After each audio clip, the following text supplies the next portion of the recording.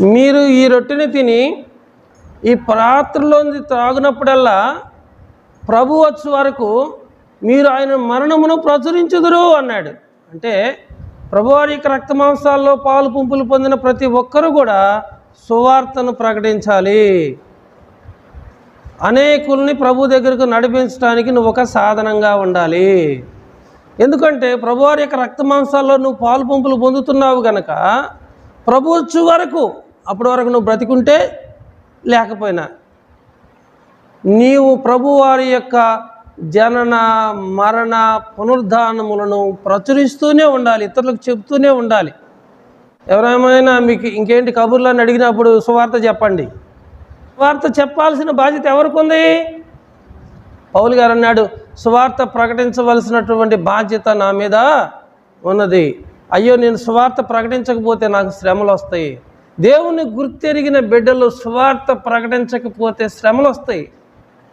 మీరు అనుకుంటున్నారు, ఒకరితో నాకెందుకు, వాళ్ళతో వీళ్ళతో నాకెందుకు, నేను బాగుంటే చాలు, నేను వస్తే చాలు, వాళ్ళని ఎందుకు పిలవాలి, వాళ్ళు ఎందుకు చెప్పాలి అని మీరు అనుకుంటున్నారేమో.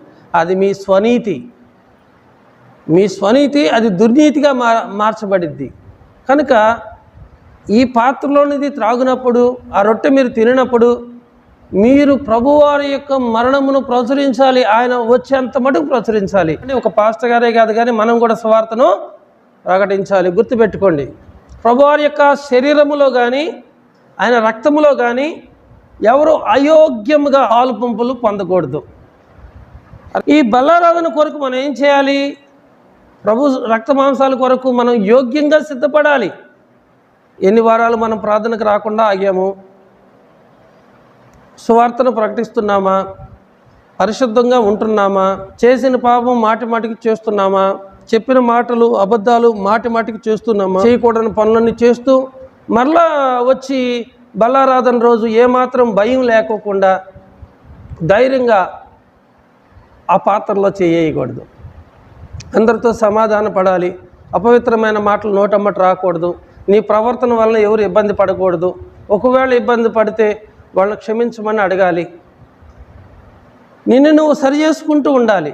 ఎవడు ప్రభువారి యొక్క శరీరమును అయోగ్యముగా తినునో, ఎవడు ఆ పాత్రలోంది అయోగ్యంగా త్రాగునో వాడు ప్రభువారి యొక్క శరీరమును గూర్చియు రక్తమును గూర్చియు అపరాధి అవును. అంటే చేసే పాపాలు జాలకి ఇది ఒక కొత్త పాపం అన్నమాట. అర్థమవుతుందా?